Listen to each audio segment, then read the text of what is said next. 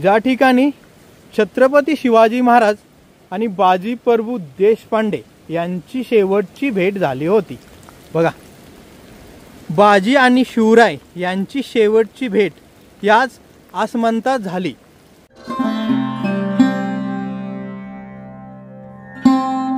नमस्कार मित्रांनो, जय शिवराय, जय शंभूराजे। आज मी तुम्हाला छत्रपती शिवाजी महाराजांच्या काळातील शिवकालीन मार्ग दाखवणार आहे। हा मार्ग 1660 मधील आहे। छत्रपती शिवाजी महाराज 12 जुलै 1660 रोजी पन्हाळगडाच्या वेढ्यातून मुक्त होऊन याच मार्गाने विशाळगडाच्या दिशेने गेले होते। या मार्गाने आतमध्ये गेल्यानंतर एक ठिकाण असे येते, त्या ठिकाणी छत्रपती शिवाजी महाराज आणि बाजी प्रभू देशपांडे यांची भेट होते। राजांना पाहून बाजी प्रभू देशपांडे म्हणतात, राजे, सिद्धी जोहरचे सैनिक आपल्या मागून येत आहेत, त्यामुळे तुम्ही थोडे सैनिक घेऊन विशाळगडाच्या दिशेने जावा। मी बाकीचे सैनिक घेऊन घोडखिंडीमध्ये सिद्धीच्या सैनिकाला थांबवतो। पण छत्रपती शिवाजी महाराज बाजी प्रभू देशपांड्यांना मृत्यूच्या दारात सोडून जायला तयार नसतात। तेव्हा बाजी प्रभू देशपांडे म्हणतात, राजे, लाख मेले तरी चालतील, पण लाखांचा पोशिंदा जिवंत राहिला पाहिजे। आणि शेवटी बाजी प्रभू देशपांडे यांच्या जिद्दीपुढे छत्रपती शिवाजी महाराज थोडे सैनिक घेऊन विशाळगडावर जातात आणि बाकीचे सैनिक घेऊन बाजी प्रभू देशपांडे घोडखिंडीमध्ये जाऊन सिद्धी जोहरच्या सैनिकांच्या समोर वाघासारखे लढतात आणि त्यांना तिथे थांबवून ठेवतात। अशा या पावन भूमीमध्ये असलेला शिवकालीन मार्ग आज मी तुम्हाला दाखवणार आहे। हा मार्ग तुम्हाला बघायचा असेल तर कोल्हापूर जिल्ह्यामध्ये शाहूवाडी तालुक्यामध्ये मलकापूर पासून 17 किलोमीटर अंतर पार करून आल्यानंतर पांढरे पाणी गाव लागते आणि ह्या पांढरे पाणी गावाजवळ जंगल आहे। या जंगलामधून हा शिवकालीन मार्ग जातो। आता आपण या शिवकालीन मार्गाच्या आतमध्ये जाऊन बघूया हा मार्ग कसा आहे आणि ज्या ठिकाणी छत्रपती शिवाजी महाराज आणि बाजी प्रभू देशपांडे यांची भेट झाली होती ते ठिकाण देखील बघूया। तर चला शिवकालीन मार्गाने चालत चालत पुढे जाऊन सर्व काही बघूया। समोर तुम्हाला शिवकालीन मार्ग दिसत असेल। या मार्गाने आता आम्ही आतमध्ये जाणार आहे।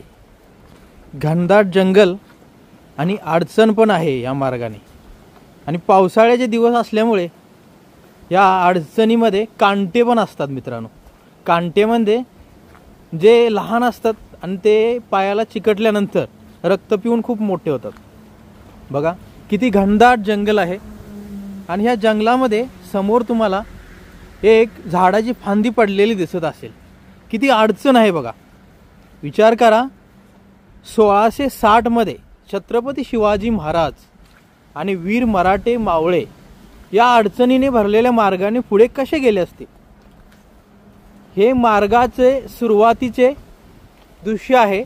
अजून पुढे गेल्यानंतर तुम्हाला अजून अडचण दिसणार आहे। बघा किती घनदाट जंगल आहे आणि आता जसा पाऊस आहे तसाच पाऊस 13 जुलै 1660 रोजी जोरदार पाऊस होता आणि अशा या पावसामधून वीर मराठे मावळे छत्रपती शिवाजी महाराजांच्या सोबत या मार्गाने विशाळगडाच्या दिशेने गेले होते। आता इथून पुढे अडचण अजून जास्त आहे। आता आपण आणखी पुढे जाऊन बघायचं आहे छत्रपती शिवाजी महाराज आणि बाजी प्रभू देशपांडे यांची ज्या ठिकाणी भेट झाली होती त्या ठिकाणापर्यंत आता आपण पुढे पुढे जाऊया। मित्रांनो, जुलै महिना आहे आणि जोरदार पाऊस पडत आहे। माझ्यासोबत सिद्धेश आलेला आहे। आम्ही दोघे या शिवकालीन मार्गाने चालत चालत पुढे निघालेलो आहे। जसा आता पाऊस पडत आहे तसा जोरदार पाऊस 13 जुलै 1660 रोजी पडत होता। अशा या जोरदार पावसातून आणि या घनदाट जंगलामधून आपले मावळे आणि छत्रपती शिवाजी महाराज या मार्गाने विशाळगडाच्या दिशेने गेले होते। बघा मित्रांनो, दिवसा पण इथे अंधार झाल्यासारखं वाटतो। एवढं घनदाट जंगल आहे, खाली चिखल, काटे आणि अडचण आहे। अशा या अडचणीने भरलेल्या मार्गाने मावळे आणि आपले दैवत छत्रपती शिवाजी महाराज कसे गेले असतील। आता आपल्याला सरळ इथून चालता पण येईना आणि अशा अवघड वाटेने सर्व काही अवघड असताना सुद्धा कसे गेले असतील छत्रपती शिवाजी महाराज विशाळगडाच्या दिशेने हे आता आपण बघूया। मित्रांनो, वाऱ्याचा आवाज तुम्हाला येत असेल, जोरदार पाऊस पडत आहे आणि अडचण खूप आहे।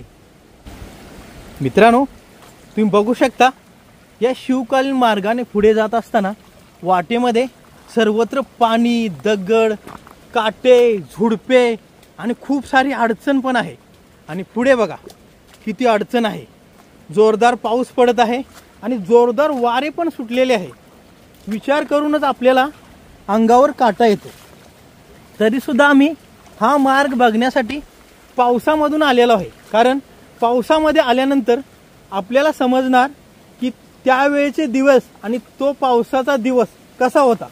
बघा किती अडचण आहे। या अडचणीने भरलेल्या मार्गामधून आता आम्ही पुढे निघालेलो आहे आणि आता आम्ही फायनली या ठिकाणी पोहोचलेलो आहे, ज्या ठिकाणी छत्रपती शिवाजी महाराज आणि बाजी प्रभू देशपांडे यांची शेवटची भेट झाली होती। बघा, बाजी आणि शिवराय यांची शेवटची भेट याच आसमंतात झाली। आठवण म्हणून या ठिकाणी एक स्तंभ उभारलेला आहे। आता आपण ह्या मार्गाने आणखी पुढे जाऊन बघूया हा मार्ग कसा आहे। मित्रांनो, याच ठिकाणी छत्रपती शिवाजी महाराज आणि बाजी प्रभू देशपांडे यांची शेवटची भेट झाली। तुम्ही बघू शकता या ठिकाणी सर्वत्र घनदाट जंगल आणि अडचण आहे आणि जोरदार पाऊस पण चालू आहे, त्यामुळे आम्ही कोटांच्या टोप्या घातलेल्या आहेत।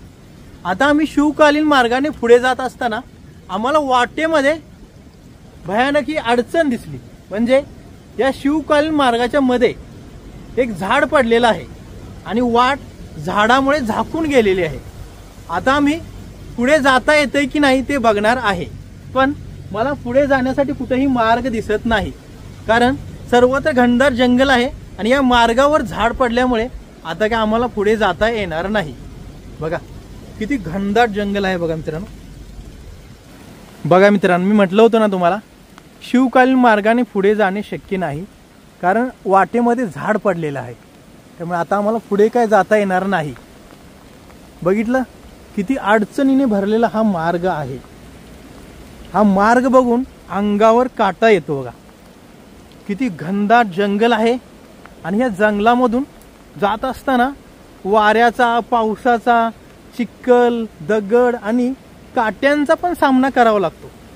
बघा मित्रांनो, मला प्रत्यक्षात या वाटेचा अनुभव घ्यायचा होता, त्यामुळे मी जोरदार पाऊस असताना या शिवकालीन मार्गाला भेट दिली आणि हा मार्ग बघितला।